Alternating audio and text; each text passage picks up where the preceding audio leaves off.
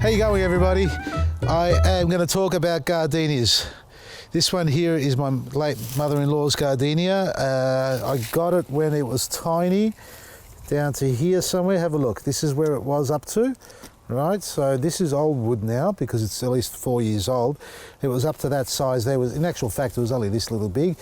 And it was struggling, obviously. She had this growing initially in the ground. It was doing really well.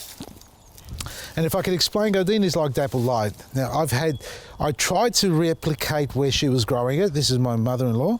She had it in the front of her house facing west. So the front part of the house to the footpath was only about 3 meters deep, and the sun would shine over by about 2:30, 3 o'clock. So the plant only got early afternoon sun all the way till sunset, and that is the worst time of the day for the gardenia to be growing in. Yet it succeeded, and it was pumping flowers out like there was no tomorrow. You may say that it was stressed out and that's why it was producing flowers, trying to bring on some seed and maybe, propagate itself. I think it was just quite content to where it was, and whenever my mother-in-law would remember, she'd go out with a saucer, a pan of water or a saucer of water, and pour it on there. Not a hose, and hydrate the garden. And the ground, if you can visualize this, is completely stark naked, exposed. So the soil, sandy loam it was, there was nothing there. She had a few jonquils popping up, a few bulbs here and there, daffodils, but nowhere to cover the entire bed. It was pretty much a bare bed, one gardenia, a couple of bulbs, and always flowering. Now that plant was about this high. That's how tall it was. Anybody who knows my mother-in-law, the place, will know and vouch for me, that's true. And I would ask her how she makes it grow, and she told me, whenever I remember, I pour a little bit of water on it. I said, well, how often was that? Maybe once, 2 times a week. I thought, pretty good. What about in summertime? About the same. And the ground's rock hard. So that is not the condition for a gardenia. I mean, I tried that here, and I tried the afternoon sun, I nearly killed it. I put it in the morning sun and nearly forgot about it because it was out there where I don't remember seeing it. So where it is here, it's in the pathway, and it gets dappled light. So it gets a little bit of mid-morning sun. That's over the top here. Then it gets covered over by the ornamental pear trees that we got here that creates the shade in summertime. So in winter, it can take all day sun, but in summertime, it needs a little bit of afternoon shade. Now this admittedly is in the pot, and it will do really well in a pot. And I haven't inspected it. I'm hoping it hasn't taken to the ground. No, it hasn't. It's been sitting here. You can see I've never moved it. Got weeds growing around it. We've got a little bit of life underneath there. And let's have a look at the bottom of the pot. Clean. Don't worry about that soil. So the roots haven't pushed through.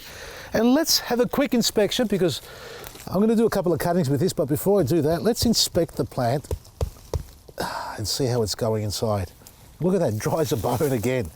Completely dry. Couple of weeds, but very clean roots. So a really healthy plant. In this circumstance, all it needs is a top up with some compost, superfood and black grit, and it'll be fine. Now, it is overwintering, folks. What I mean by that is a little bit of discoloration. So when you get a little bit of yellowing between the veins, that's magnesium deficiency or signs of it. It's happening here in the young leaves. Not all the leaves. You can see this one here is nice and green. You can fix all that up quite easily with black grit, superfood, and a little bit of compost, and we'll do that afterwards. And we've also had here bite marks, caterpillars. They get into this pretty quickly. It's not snails, it's caterpillars. They're only tiny, they're only about this little big, about 10 millimeters long. What am I saying? 10, 15, yeah, long.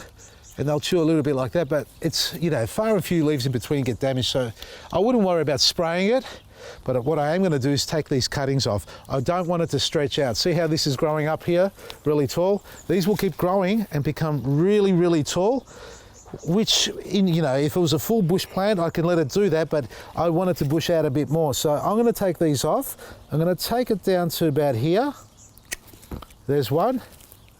Here's another one. So we'll get it down to the average foliage line, about there like that. And we'll take another one down here, a little bit lower on the sides. They're still coming on. I wouldn't touch those yet because see the new growth. Let it establish, darken off a bit, a little bit one-sided. And if that's the case, turn it around so the sun shines in it and forces that to grow again too, because that's where they were. I've taken them off. I can take those off, but not now. I'll leave them for now. So these ones here, we're going to propagate. We just take these leaves off like that. I'm pinching them off. I'm not tearing them off. Have a look. Like that, just pinched it off or cut it off. if you tear it off, you cause some damage to the nodes there, potentially to grow again. So just cut them off. You don't need them. It's going to suck up too much moisture. They'll end up wilting because there's no growth in it. Now that's one cutting, if you like, a big cutting, and you'd have to plant that pretty much to there or there. So about there, and you've got two buds above there that can actually grow for you. These may wilt over. It's a little bit early for them still. Frosty nights may cause them to freeze over, but we're going to put this on a heat mat. So we're going to plant them up on a heat mat and wait for them to grow. This is one I did earlier, folks. This is a cutting, or this is done at the beginning of winter, and it was sitting in a tray and it was holding its water. Lucky for me, it hasn't rotted it out. I used the propagating mix, so the roots are really strong there, nice. All that needs is a bit of heat now so it can grow. So it's still a little bit discoloured there, so a little bit of magnesium. Black grit will fix that. Sprinkle a teaspoon around the base of this and that, water it in, and the magnesium and the silicate will start kicking in, and that will do really well. I've got a couple of things here. This is a Calathea orange. We're getting into indoors, folks, as the winter weather starts to warm up, getting into spring. We're going to look into indoor plants and how we maintain them and things like that. So at the moment, I've got our propagating mix. This is what I use for our cuttings. It's a real fine potting mix version. Well, it's the propagating version of our potting mix. It's really nice fine blend there. So that's got all the wonderful ingredients that we talk about all the time. And to do that, now these are larger stems, so I'm going to put a couple in each one. Let's make sure we've got enough depth there. So we've got the depth there to cover up to there, not quite to cover the two nodes. We just want to go up to there because they will sucker out from the actual nodes as well, new roots, and from the base there. To do that, you need some hormones, and I'm using the Rutex G, which is the gel version of it. You've also got the powder form, so you can choose whichever one you prefer. I like that, it's a lot easier, it doesn't get too dusty everywhere. But I was going to go into these 6-inch pots or 5.5-inch pots to put them all in there, but I found some tube stock, and that's a better way to do it. You can use the peat pots. I haven't got any here with me at the moment. These are recycled plastic tube stock pots that I'm going to use. And let's pay attention to the depth. So we've got potential growth here and here. Now, we can keep this as one plant. It'll go that deep there, and we'll try and grow that, but that's way too much sticking out above for all this to be able to stay hydrated. So we're going to cut this down in size, but I'm going to do it like this. So I'm going to cut it there, and I might just trim this off a little bit. It doesn't have to be straight or angled. We're going to damage that, and that's what we're going to have sticking out, just that little bit there, similar to what I've done here. See that one there? It's just one sticking out and a little bit in there. Same concept, and that's how we're going to do each one of them. So there's one there, and the top half of that's going to be the roots. We've got the nodes up there. That's the second one. Continue that through with all the others as I'm about to. I've got 1, 2, 3, 4, 5, 6, 7, 8, 9, 10. Look at that. From 3 plants or 3 cuttings that I've taken off, or 4, I've created 10 little cuttings, potentially 10 new plants. And that's how you make a hedge of them, and without spending a lot of money. Now, with the bottom, you can either hit it like that on something hard, like you bruise it, cause a bit of damage on it. Don't be too aggressive on it. I was a little bit too hard on that. Or simply ignore that and just go straight into the gel like this. But before you do that, folks, a bit of advice from the wise old man. Get your propagating mix organised first. So this is our propagating mix. You can fill it all the way to the top depending on the cutting. It doesn't have to be all the way to the top. You can see it's going to go down 3/4 of the way. I just scoop it all up first, fill it up like that.